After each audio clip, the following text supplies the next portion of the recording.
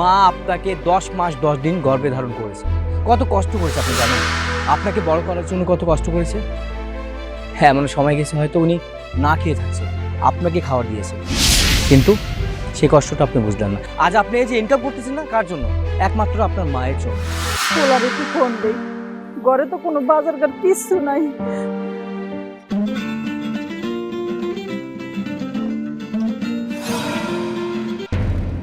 Hello বাজার। হাওয়া কও কি হইছে? বাবা কয়টা টেয়া দেস না, ঘরে তো বাজার বাজার কিচ্ছু নাই বাজার। আর আজকে সারাদিন আমি কিছু খাই নাই বাবা।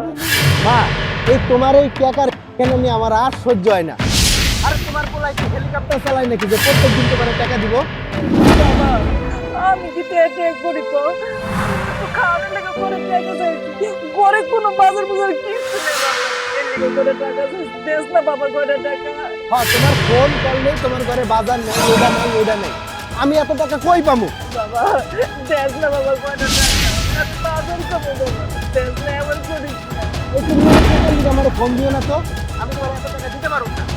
এই আমার একটা ফোন হয়েছে, রাহো তুমি রাহো। ফোনটা কাইতে দিল, পুরো কথা শুনলো না। হ্যালো শাশুড়ি মা, কেমন আছেন আপনি? গরুর গোস্ত খাইবে? আচ্ছা ঠিক আছে, আমি গরুর গোস্ত লইয়া এক্ষুনি আই। হ কোনো চিন্তা করেন না। ভাই, আপনি একটু আগে কার সাথে কথা বললেন? আর বললেন না, আমার মা খালি ফোন দিয়ে টাকা টাকা করবো। এত টাকা আমি কই পাবো এই একটা রিক্সা চালাইয়া? হ্যাঁ, খালি সারা দিনই টাকা লাগে। হ্যাঁ, আপনার মা আপনার থেকে কি চেয়েছিল?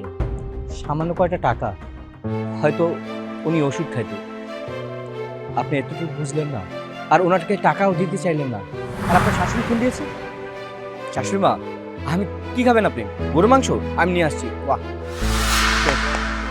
আর যে মা জন্ম দিয়েছে তার জন্য তার সাথে কেমন ব্যবহার করলেন? আরে ভাই, মা আপনাকে 10 মাস 10 দিন গর্ভে ধারণ করেছে। কত কষ্ট করেছে আপনি জানেন? আপনাকে বড় করার জন্য কত কষ্ট করেছে। হ্যাঁ, এমন সময় গেছে হয়তো উনি না খেয়ে থাকছে, আপনাকে খাবার দিয়েছে, কিন্তু সেই কষ্টটা আপনি বুঝলেন না। আজ আপনি এই যে ইনকাম করতেছেন না, কার জন্য? একমাত্র আপনার মায়ের জন্য। আপনার মায়ের জন্য এই বড় হয়ে রিক্সা চালাতে পারছেন, পেটে ভাত খেতে পারছেন। আর যদি উনি আপনাকে বড় না করতো বা গর্ভধারণ না করতো, তাহলে কিন্তু আপনি আজ এই পর্যায়ে থাকতে পারতেন। বুঝতে পেরেছেন? তাই শুনুন, মাকে অবহেলা করবেন না। দূর, আমি আপনি আমার সাথে আমার মারে বেশি চিনেন। তাই না? ঠিক আছে, আপনার ফোনটা দিন।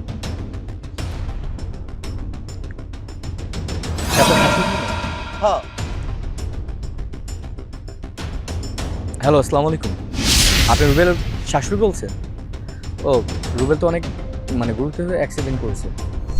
হ্যাঁ, ওনার চিকিৎসা করতে 10,000 টাকা লাগবে। আর যদি 10,000 টাকা না দেন, তাহলে কিন্তু আমরা চিকিৎসা করতে পারবো না।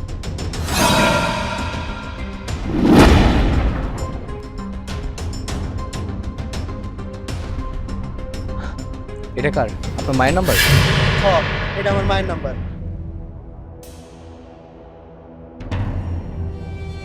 হ্যালো, আসসালামু আলাইকুম। আপনি রুবেলের মা বলছেন? জি, কিন্তু বাবা আপনি কি, আপনার তো চিনলাম না। আচ্ছা, রুবেল তো অ্যাক্সিডেন্ট করছে, আর ওর চিকিৎসা করতে 10,000 টাকা লাগবে। 10,000 টাকা যদি না দেন, তাহলে আমরা চিকিৎসা করতে পারবো না।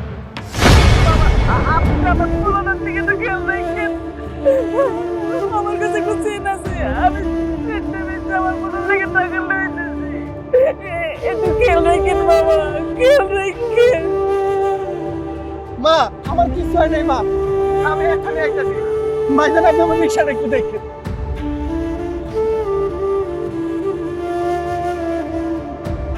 কথা আছে না, মা মানে স্যাক্রিফাইস, মা মানে অর্থহীন ভালোবাসা।